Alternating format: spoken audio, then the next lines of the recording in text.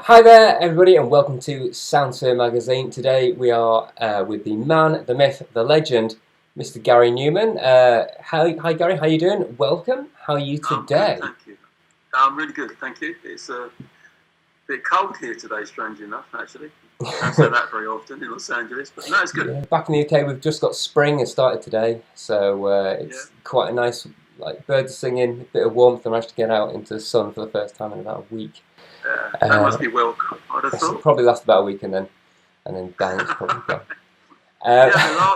The last spring I was in, when I lived in England, the last spring would be 2012. If I remember rightly, it rained every single day. I mean, not all day, but at some point it rained in every single day of spring, the wettest spring on record.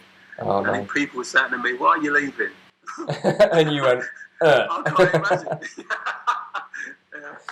You know. Yeah, exactly. And what happened to me when I got to sort of 50, and I just something happened to me at 50, and I'm way past that now. But I realised that that I've got less life left than I've already had, and that definitely messed me up a little bit. And I started to get really paranoid about trying to get as much out of my days as possible. Do as much work as you could, live life as much as you could. And I just found it frustrating, by being indoors and having so much of your life, ruined because of shitty weather. Yeah. Always, half the year got to have coats on and scarves and all that. And I was, oh man, I don't want this. And I've been to Los Angeles sort of more than enough times to know that it was the opposite of that. It's always t-shirts. You eat outside. Every other house has got a swimming pool. It's just a completely different sort of life. So it was pretty enticing, to be honest. Yeah, well, I mean that's quite a depressing thing to say, but it's also it's inspirational. It's like one of those things where you think, oh God, right. Act now, don't be all miserable and mangy about it. Just I mean, what's that? You look at what's going on in your life, and you find something that's not right about it, and don't sit there and moan about it. Do something about it. That's pretty much been the way I've lived my whole life. Really, I'm not much of a moaner. I do a bit actually. I suppose. I think it's human nature to moan a little bit, isn't it? It's a requirement of a British passport, isn't it, to moan a bit. It says on it, must moan. Yeah, hewing, moaning. So I do a bit, but generally speaking, I just sort of get on with stuff. And if things go badly, just get your head down and work through it, and come out the other end of it. And moving here was one of those things, really. Yeah. How do you think the situation of the past 12 months has inspired the new album? The album itself was already well underway. I probably had about 2/3 of it done before the pandemic hit, and so its theme was already well established. I mean, there was even a thread running through it that talked about a virus, as part of the Earth Fighter Back. Now, the album is all about, if the Earth could speak, what would it say? How does it feel about what's going on now, or has been going on for some time? Does it feel angry? Is it disillusioned, disappointed? Does it feel betrayed by us? Does it want to fight back? That's the most important issue, I think. Does it want to fight back, or is it already fighting back? And that's where the virus connection came into it, because in the songs that I was doing at the beginning, this idea that the Earth might choose to fight back was sort of kind of being evolved. How would it do that? And the virus was one of the ideas. So it was just a bizarre coincidence for me to be that deep into an album that was talking about exactly that when it happened. So there is a song on the album called "The Gift," which is about COVID specifically, but it was kind of already there as this thread anyway. That the Earth was fighting back, and how would it go about it? So it's just weird, really. So in that sense, it had little impact on the record because it was already saying what it was going to say, which was relevant to that. For me, I mean, you go out to the studio in the morning, you're out there all day, you come back in the night time, either grumpy or not, depending on how well your day's gone, and you go to bed, and all you're thinking about is the record, and my wife says I get what she calls preoc, for preoccupied, because I can't really talk about it. I'm just your head's in it, and you can be like that for a really, really long time. So I'm out there making a record, and the pandemic comes along, and we all get told to stay indoors. Didn't change a thing for me. I was already staying indoors. I'm coming in late at night. We're not going out anywhere. I go to bed thinking about the record, which included a virus, strangely enough. The next morning I wake up and I go straight to the studio, and that's my life for a while. So I honestly, I was aware of it, obviously. It's all over the news, and the kids are home from school. So, there were noticeable things that were different. But in terms of me personally, it didn't really change that much. And then during that, I wrote a book. I spent a couple of months writing a book. And so I didn't really get the full impact of it until July, August last year, when the album was finished.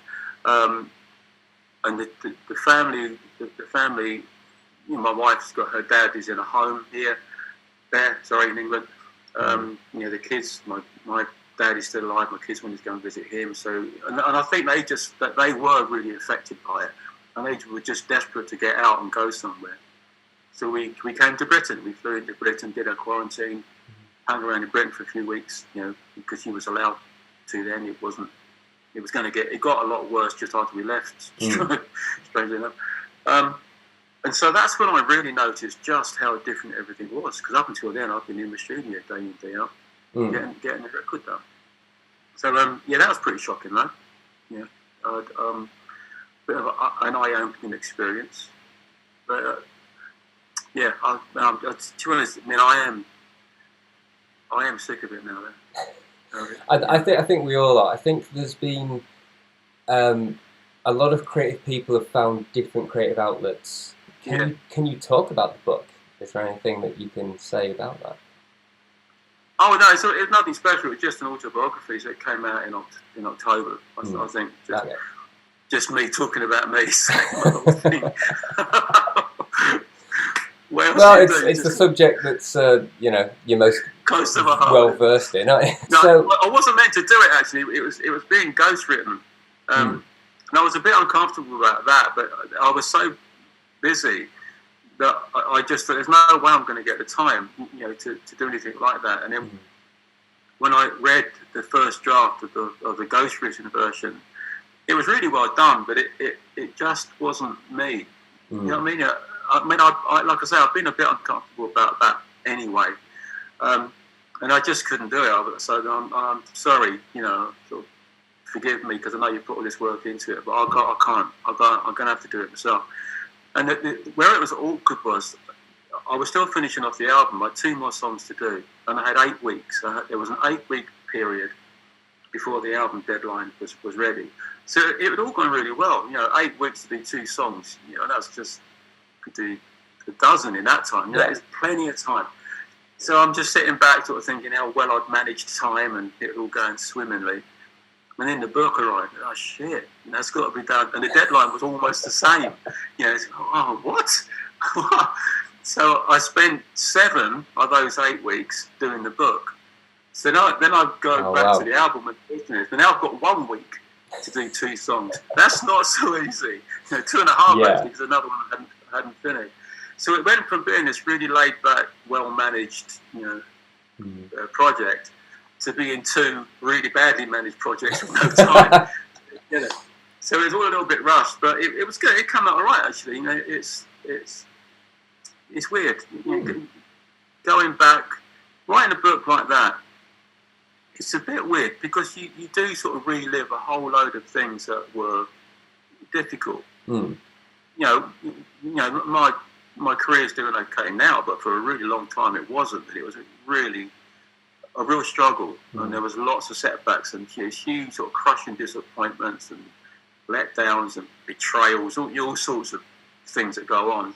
We were trying to have a baby for a long time. We lost the baby. That was horribly traumatic.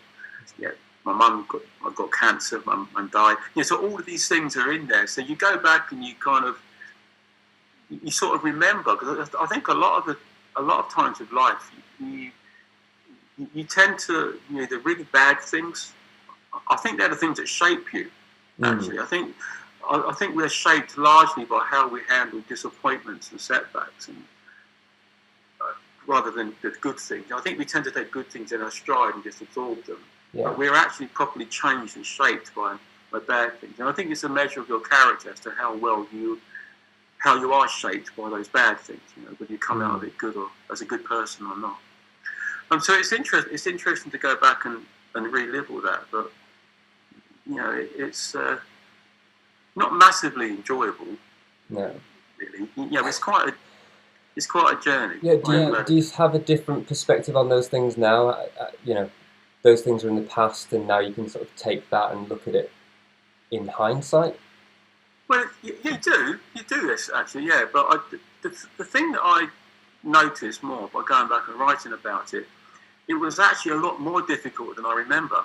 I think when you're in it and you're sort of fighting, and these things are going wrong, and you're making these decisions to try to overcome that hurdle and that problem and that piece of shit that just dropped you in it. Get around him, and do you know what I mean? There's all of that. When you're in it, you're just sort of fighting, and you're just trying to do the best you can, and so you're not wallowing it. We shouldn't anyway. I mean, I wasn't. You're wallowing these things doesn't do any good at all. You just got to find a way through them or over them. So reading back in it, I thought, hell, that was really grim for a few years there, and I don't remember it sort of feeling like that at the time. But it was, that was pretty difficult. Yeah, but I guess you can reflect on it and just concentrate on the joys as well, and how far you've come. I guess is a positive takeaway. Oh yeah. No, it's a. Well, not that this is the end, but I'm in a happy place now. Good. I've been for a while, so it was interesting to write about, because I knew what was coming. There's this horrible bit in the middle, but I obviously know that ultimately that it all comes good and everything's better. You've got a lovely family, and everyone's healthy, and the career's going better. My songwriting was shit for a bit, but I think my songwriting's good again now. I'm sort of proud of that again. So it all came good.